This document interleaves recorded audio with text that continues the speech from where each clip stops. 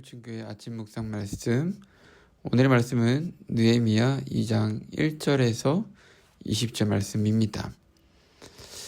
아닥사스다 왕 제20년 니산월에 왕 앞에 포도주가 있기로 내가 그 포도주를 왕에게 드렸는데 이전에는 내가 왕 앞에서 수심이 없었더니 왕이 내게 이르시되 네가 병이 없거늘 어찌하여 얼굴에 수심이 있느냐 이는 필연 네 마음에 근심이 있음이로다 하더라. 그때에 내가 크게 두려워하여 왕께 대답하되 왕은 만세수를 하옵소서. 내 조상들의 묘실이 있는 성읍이 이제까지 황폐하고 성문이 불탔사오니 내가 어찌 얼굴에 수심이 없사오리이까 하니 왕이 내게 이르시되 그러면 네가 무엇을 원하느냐 하시기로 내가 곧 하늘에 하나님께 묵도하고 왕에게 아뢰되 왕이 만일 좋게 여기시고 종이 왕의 목전에서 은혜를 얻었사오면 나를 유다 땅 나의 조상들의 묘실이 있는 성읍에 보내어 그 성을 건축하게 하옵소서 하였는데 그때의 왕후도 왕 곁에 앉아 있었더라. 왕이 내게 이르시되 네가 몇 날에 다녀올 길이며 어느 때에 돌아오겠느냐 하고 왕이 나를 보내기를 좋게 여기시기로 내가 기한을 정하고 내가 또 왕에게 아뢰되 왕이 만일 좋게 여기시거든 강 서쪽 총독들에게 내리시는 조서를 내게 주사 그들이 나를 용납하여 유다에 들어가기까지 통과하게 하시고 또 왕의 삼림 감독 아삽에게 조서를 내리사 그가 성전에 속한 영문의 문과 성곽과 내가 들어갈 집을 위하여 들보로 쓸 제목을 내게 주게 하옵소서 하매 내 하나님의 선한 손이 나를 도우심으로 왕이 허락하고 군대 장관과 마병을 보내어 나와 함께 하시기로 내가 강 서쪽에 있는 총독들에게 이르러 왕의 조서를 전하였더니 호른 사람 산발락과 종이었던 암몬 사람 도비아가 이스라엘 자손을 흥왕하게 하려는 사람이 왔다 함을 듣고 심히 근심하더라. 내가 예루살렘에 이르러 머무른 지 사흘 만에 내 하나님께서 예루살렘을 위해 무엇을 할 것인지 내 마음에 주신 것을 내가 아무에게도 말하지 아니하고 밤에 일어나 몇몇 사람과 함께 나갈새 내가 탄 짐승 외에는 다른 짐승이 없더라. 그 밤에 골짜기 문으로 나가서 용정으로 본문에 이르는 동안에 보니 예루살렘 성벽이 다 무너졌고 성문은 불탔더라. 앞으로 나아가 샘문과 왕의 못에 이르러서는 탄 짐승이 지나갈 곳이 없는지라. 그 밤에 시내를 따라 올라가서 성벽을 살펴본 후에 돌아서 골짜기 문으로 돌아왔으나 방백들은 내가 어디에 갔었으며 무엇을 하였는지 알지 못하였고 나도 그 일을 유다 사람들에게 제사장들에게나 귀족들에게나 방백들에게나 그 외에 일하는 자들에게 알리지 아니하다가 후에 그들에게 이르기를 우리가 당한 공경은 너희도 보고 있는 바라. 예루살렘이 황폐하고 성문이 불탔으니 자 예루살렘 성을 건축하여 다시 수치를 당하지 말자 하고 또 그들에게 하나님의 선한 손이 나를 도우신 일과 왕이 내게 이른 말씀을 전하였더니 그들의 말이 일어나 건축하자 하고 모두 힘을 내어 이 선한 일을 하려 하며 호론 사람 산발락과 종이었던 암몬 사람 도비아와 아라비아 사람 게셈이 이 말을 듣고 우리를 업신여기고 우리를 비웃어 이르되 너희가 하는 일이 무엇이냐 너희가 왕을 배반하고자 하느냐 하기로 내가 그들에게 대답하여 이르되 하늘의 하나님이 우리를 형통하게 하시리니 그의 종들은 우리가 일어나 건축하려니와 오직 너희에게는 예루살렘에서 아무 기업도 없고 권리도 없고 기억되는 바 없다 하였느니라. 아멘. 여러분, 우리가 인생을 살아가다 보면 우리 스스로의 힘으로는 해결할 수 없는 벽을 만날 때가 있습니다. 아무리 우리가 열심히 계획을 잘 세우고 아무리 온 마음을 다해 노력해도 상황이 움직이지 않을 때가 있어요. 그렇죠? 그런데 이상하게도 그런 순간들 속에서 문득 예상치 못한 길이 열리는 경험을 하기도 합니다. 마치 누군가 조용히 우리의 어깨를 밀어주고 우리의 등을 밀어주고 막혀있던 문을 슬며시 열어주는 것 같은 순간 말이죠. 오늘 함께 나눌 이 말씀은요, 느헤미야 말씀은 바로 그런 경험을 가장 명확하게 보여주는 말씀인 것 같아요.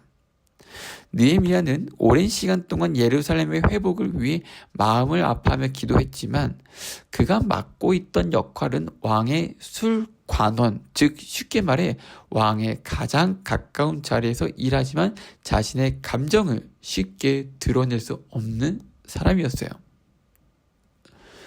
예루살렘의 상황을 생각하면 눈물이 터져 나올 것 같아도 왕 앞에서는 웃어야 했고 담담해야 했습니다. 기도는 했지만 그 기도가 언제 현실이 될지는 알 수 없는 상황이었습니다. 그런데 어느 날 하나님께서 아주 조용하고 그런 결정적인 순간, 앞서 말했던 것처럼 누군가 등을 밀어주고 어깨를 밀어주고 앞에 있는 문을 열어주는 그런 순간을 하나님께서 결정적인 순간에 일을 하신다는 것입니다. 왕이 느헤미야의 얼굴을 바라보며 묻기 시작합니다. 왜 슬퍼 보이는가? 무슨 일인가? 이것이 바로 그 변화의 시작이었어요. 누군가 어깨를 밀어주는 그 순간, 등을 밀어주는 그 순간, 문이 딱 열리기 시작하는 그 시점이 바로 이 말씀, 왜 슬퍼 보이는가? 무슨 일인가? 이게 그 바로 변화의 시작이라는 것입니다. 우리가 보기에 일상적인 대화 같아도, 그쵸? 그냥 누군가가 물어볼 수 있는 거잖아요. 누군가 그 사람의 표정을 보고 이야기할 수 있는 거잖아요. 일상적인 대화 같아도 사실은 하나님께서 움직이시는 바로 변화의 그 순간 시작이라는 것입니다. 인간의 마음 가운데 역사하시고 결정권자의 생각을 움직이시는 하나님의 그 선한 손이 드러나는 바로 그 순간이라는 것입니다. 오늘 이 서론에서 우리가 먼저 붙잡고 싶은 것은 바로 이거라는 거예요. 우리의 삶에도 느헤미야에게 임했던 그 하나님의 선한 손이 여전히 역사하신다는 사실입니다. 우리가 보지 못해도 느끼지 못해도 하나님은 우리의 기도와 눈물을 헛되이 하지 않으시고 가장 필요한 순간에 조용히 길을 여시는 분이십니다. 오늘 이 말씀을 통해 우리 각자의 삶 속에서도 하나님의 선한 손이 어떻게 일하고 계신지 다시 한번 깊이 바라보게 되길 바랍니다.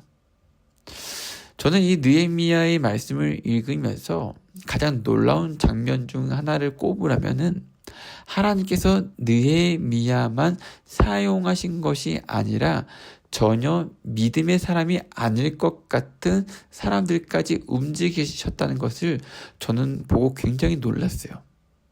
당시 페르시아 왕 아닥사스다, 이스라엘의 회복을 굳이 도와줄 이유가 전혀 없는 제국의 왕, 그가 느헤미야의 말을 듣고 마음이 흔들리는 장면이 바로 그것이라는 거예요. 믿음의 사람이 아닐 것 같은 그 사람까지도 사용하신다는 것입니다. 이것은 인간의 설득이 아니에요. 사람이 설득시킨 것이 아니라 하나님의 변화의 손길의 그 순간이라는 것입니다.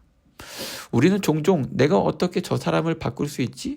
저 상황이 어떻게 움직이겠어? 라고 생각합니다.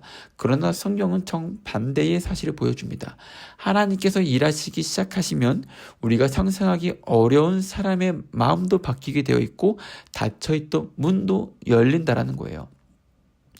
느헤미야는 왕의 질문에 대답하는 그 짧은 순간에도 마음속으로 하나님께 기도했어요. 이것이 중요한 거예요.